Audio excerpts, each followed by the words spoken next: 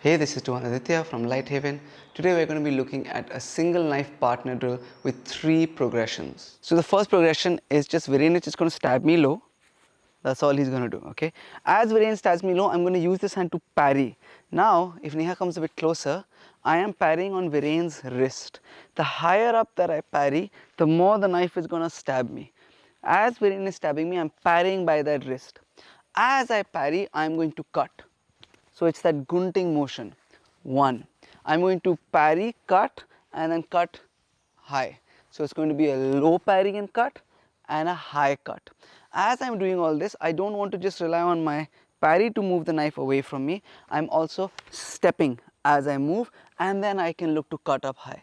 Okay. One nice little safety feature you can add is as I'm cutting high, this hand can start to come up high, so it can track where his arm is going to be, right? Because I don't want to just leave this for him to then come back and cut me. So I parry, and as I go up, my hand can come up and start monitoring his elbow. So if he decides to cut me, I can push it away and then I can look for other things, right? So that's just the first progression. One more time, it's 1 and I'm cutting up high. You can continue to monitor the wrist, or you can bring that up to his elbow. The next progression is the same thing. He stabs me low, I cut and parry, but now as I go to cut high, Viren stops it with his hand. Okay, he's going to pull his knife back just for now. Here I don't want to keep fighting this, because if I keep this here, he's going to grab it or stab me, or something or the other is going to happen, right? So as soon as I meet that resistance, I want to clear the path. I can clear it in a few ways. The first is I just move it away and cut.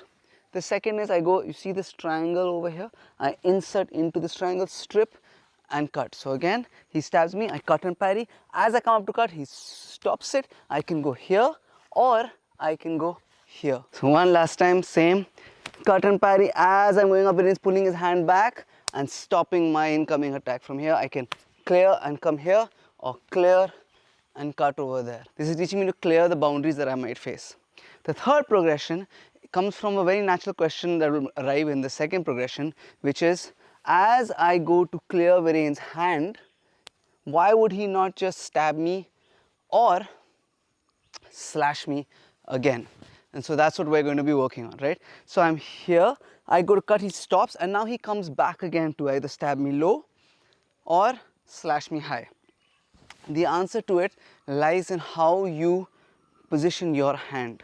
If I allow my hand to just stay here, it's very dangerous for me. He can start grabbing it, clearing the path for his knife, to do all sorts of things, right? So if I'm not going to clear the path, I need to pull my knife back immediately. So same thing, slowly, I pull it back, and now when his next comes, I'm going to meet it, take it out, control and stab. The meeting is going to be the same whether it's a low thrust, or if it's a high thrust. I'm still going to meet it. We call this knife tapping. I'm still going to meet it with my forearm, and the idea is simple. It's coming to me, it's not coming to me, and I'm moving to the outside of the limb so I can control it. I'm looking to control it between the elbow and the tricep, somewhere over here. And now I have options low, high, or whatever else I want to do from there. So one more time, slowly. 1, 2, he comes back with another attack. I go outside, I control, I stab. If he does the same thing but he comes high for the second attack, 1, 2, it's the same basic concept. So here you have 3 progressions that happen from the same low thrust. Thank you guys so much for watching. If you liked what you saw, if you learned from what you saw, please do like and share this video. If you have anything to add, any questions, any comments, please leave that in the comments down below. Please do subscribe to the channel. All of these things really do help out the school and the channel a lot. A huge thank you to everybody on our YouTube memberships and everybody on our Patreon page.